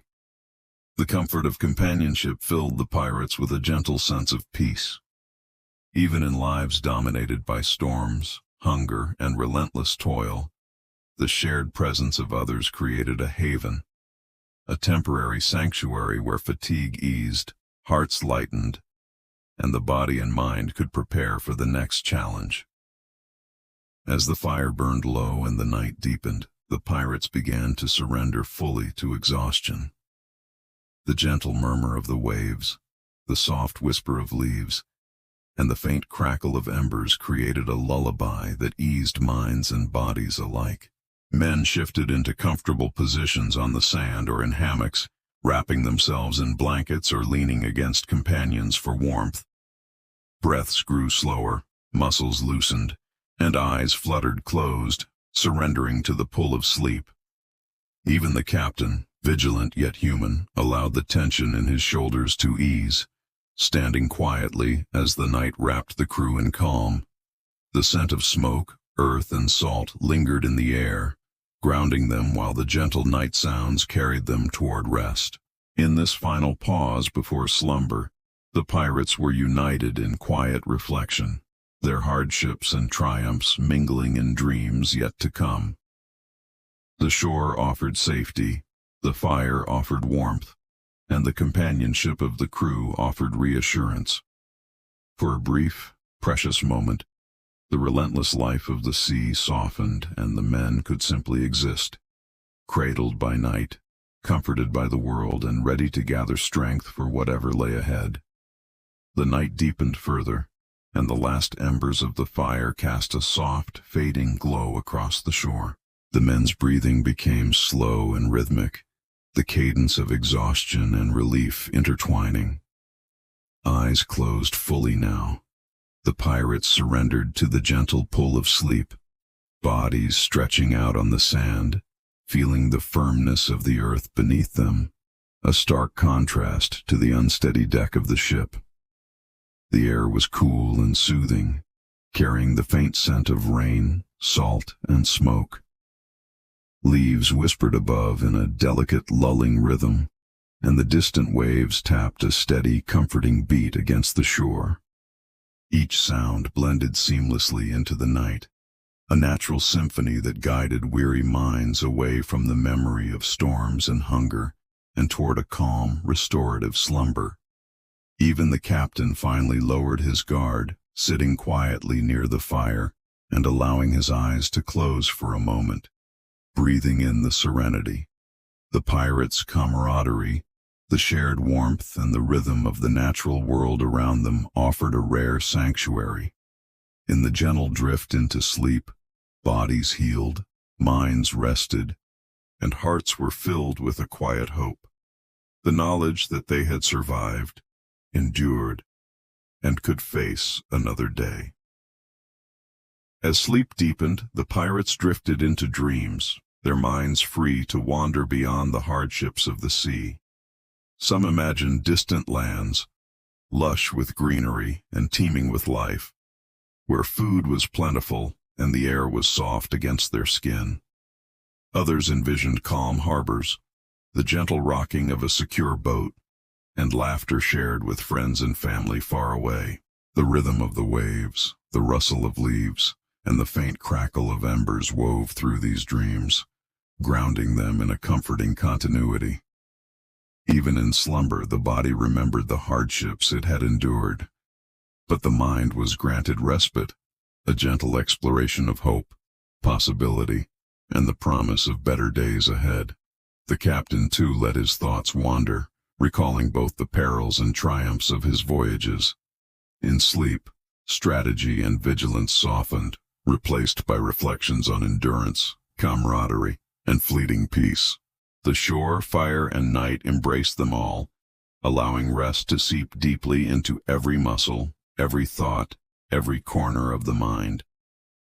In the dreams of tomorrow, the pirates found balance, a delicate fusion of memory, hope, and quiet recovery. The hardships of life at sea were not forgotten, but in the gentle darkness they were softened, transformed into stories of resilience that could guide them through another day. In the depths of night, the ocean continued its quiet symphony, waves lapping gently against the shore. Even from the safety of land, the sound reached the pirates, a constant reminder of the vast world they had crossed and the relentless sea that awaited them beyond the horizon. Men slept lightly in shifts, the whispers of waves mingling with dreams.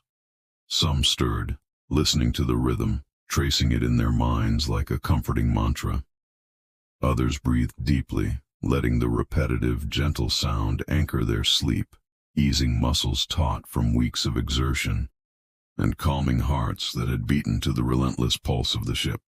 The captain, standing briefly near the shore, felt the lull of the waves seep into his own bones. The ocean's whispers were both warning and comfort, a reminder of power, endurance, and continuity. For the crew, even as they rested, the sound was a soft connection to their world at sea, a gentle bond linking hardship, survival, and hope. In the whispering waves, the pirates found a rhythm that both soothed and guided, a natural melody that cradled them, allowing their minds and bodies to repair, preparing them for the challenges of dawn and the relentless life that still lay ahead. Before the first light of morning, the shore held a delicate stillness. The horizon began to blush with pale shades of pink and gold, and the faint glow touched the sleeping pirates, brushing their faces with warmth and promise. The gentle hum of waves and rustling leaves softened further, as if nature itself slowed to welcome the day. Men stirred in their hammocks and on the sand, stretching slowly, muscles remembering the ease of movement on solid ground. Eyes blinked open to the soft light, and a deep sense of calm settled over the crew. The fire had burned low, leaving faint traces of smoke, and the air carried the refreshing scent of dawn, damp earth, and the distant ocean. Even the captain felt a rare moment of peace, watching the slow rise of the sun and the subtle transformation of the shore. Birds began to stir, their songs tentative at first, blending with the quiet murmurs of men awakening. The soft glow of dawn offered reassurance, a gentle reminder that survival had continued through the night, and that the world held small, steady gifts for those who endured. In this tender morning light, the pirates felt both renewal and vigilance. Their bodies, though weary, had found respite, and their minds, softened by rest and reflection, prepared quietly for the day ahead, a day that would demand effort, endurance, and the careful balance between hardship and hope. As the soft glow of dawn spread across the shore, the pirates began their morning routines. Ropes were untangled, sails checked for damage, and small fires rekindled for warmth and cooking. Even in the calm of landfall, the rhythm of work was necessary, a familiar anchor to steady minds and bodies still tender from weeks at sea. Men moved deliberately, muscles stretching and easing into action. The scent of damp earth mingled with faint smoke and salt, creating a rich, grounding aroma. Some collected fresh water from the stream, while others inspected tools and provisions, ensuring everything was in order for the day ahead. Each task, though simple, carried significance. Every rope tied, every barrel secured, every flame maintained was a small victory over the unpredictable world they navigated. The captain walked among them, offering quiet guidance and observing the crew with a practiced eye. He recognized the importance of these early hours, a balance between work and rest, vigilance and relief. The crew, accustomed to constant movement and labor, found comfort in the rhythm, in the methodical unfolding of chores that tethered them to both purpose and survival.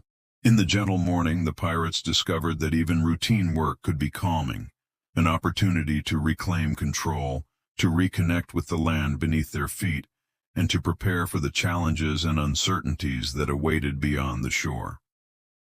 With the morning chores underway, the pirates began to notice small, simple pleasures that had been nearly forgotten during weeks at sea. The warmth of the sun on their shoulders, the softness of grass under bare feet, the cool, sweet water from the stream. All were gifts that carried profound comfort. Some paused to drink deeply, letting the refreshing liquid rejuvenate muscles and spirit. Others lingered near the shore, toes in sand or pebbles, watching waves lap gently at the coastline. The faint aroma of earth and fire mingled in the air, grounding the crew in the present and reminding them that even amidst hardship, life offered moments of subtle beauty and relief. Conversations were quiet, punctuated by laughter or murmurs of appreciation for these small comforts.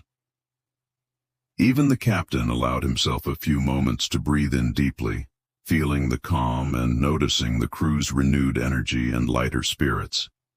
The sea still loomed beyond, unpredictable and vast. But for now, the pirates savored the delicate balance of survival and serenity. In the savor of simple moments, the crew found both rest and resilience.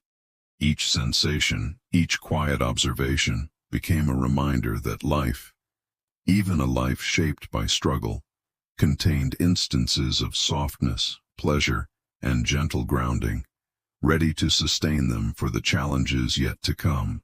As the morning unfolded, the pirates moved together in a quiet rhythm, their shared experiences fostering a deep sense of connection. Every glance, nod, and subtle gesture reinforced the bond built through weeks of storms, hunger, and relentless labor. These connections were invisible but strong, anchoring each man in a collective strength that exceeded individual endurance. Men worked in pairs or small groups, adjusting sails, carrying supplies, and preparing the camp for the day. Hands met with unspoken coordination, laughter sometimes breaking through fatigue, and soft words of encouragement flowed naturally. Even tasks that seemed mundane, stacking barrels, tying ropes, or arranging firewood, were infused with subtle camaraderie, transforming routine labor into a shared act of resilience. The captain observed quietly, recognizing that the crew's bond was as vital as any skill or strategy. Their unity, born of hardship and reinforced by cooperation, became a shield against uncertainty, a source of comfort, and a reminder that survival depended not only on individual strength, but on the invisible threads connecting them all. In the quiet morning light, the bond of shared hardship provided the pirates with reassurance and subtle joy. Even amidst the unpredictability of the sea, the crew felt grounded, supported, and ready to face the day together, drawing strength from the human connections that had carried them this far. As the sun climbed higher, the shore was bathed in warm golden light, illuminating every detail of the pirates' temporary haven. The trees cast soft shifting shadows, waves sparkled with reflected sunlight, and the air carried the subtle, comforting scent of earth, salt, and vegetation. Daylight brought clarity, a gentle reassurance that survival had carried them through another night. The crew moved with purpose, carrying out tasks with renewed energy, yet taking moments to pause and appreciate the simple beauty surrounding them. Fingers traced the edges of smooth rocks, hands brushed against soft leaves, and the warmth of the sun on skin felt like a small restorative embrace. Even brief glances at the horizon reminded them of the vast ocean beyond. Yet the present moment on solid ground offered both safety and hope. The captain watched attentively, balancing vigilance with the rare luxury of allowing the crew to breathe and enjoy the morning. His eyes followed the play of light and shadow across the camp, noting the subtle signs of morale, strength, and quiet contentment.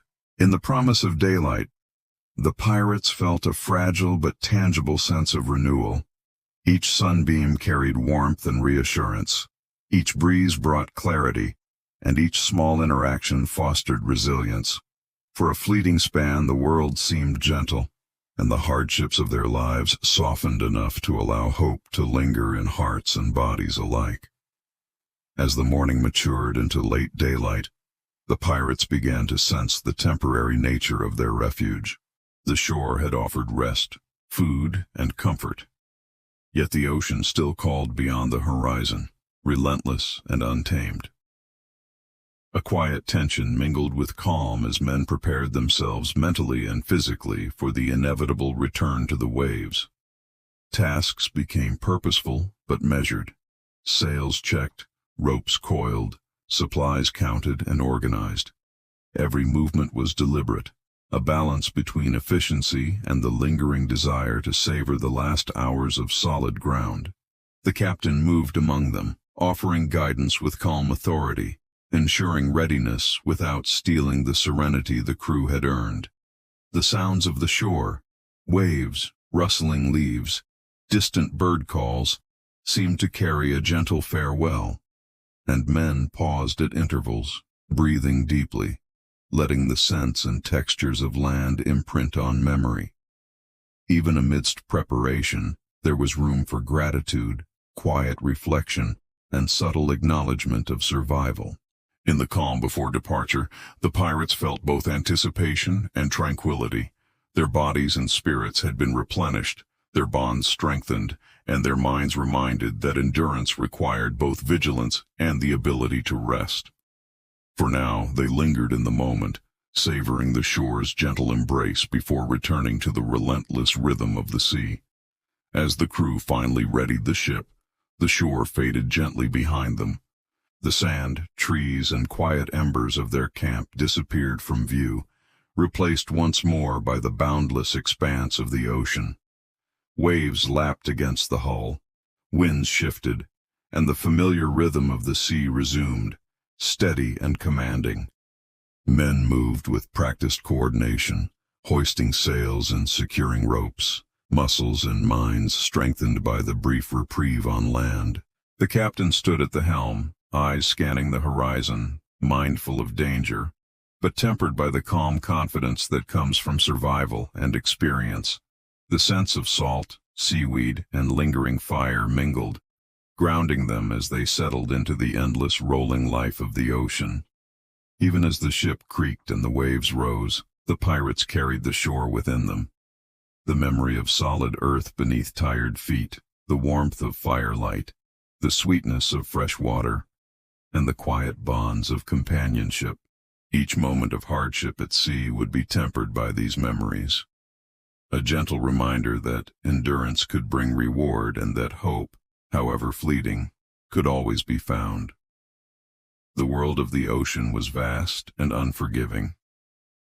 But the pirates sailed forward, hearts steadied by survival, spirits buoyed by camaraderie, and bodies prepared for whatever lay ahead, knowing they had already faced much and endured even more. Thank you for joining this journey into the harsh but fascinating world of pirates. As night returns and your own body seeks rest, allow the rhythms of the sea, the warmth of firelight, and the bonds of companionship to lull you toward peaceful sleep. Remember to like, subscribe, and leave a comment sharing your favorite part of the story. Whether you're watching from the US, Europe, or anywhere else in the world, let the calm of the ocean and the memories of survival guide you gently into dreams. And may your rest be deep, restorative, and filled with quiet hope. The adventure may end here for now, but the spirit of resilience, camaraderie, and endurance carries on in stories, in dreams, and within each of us.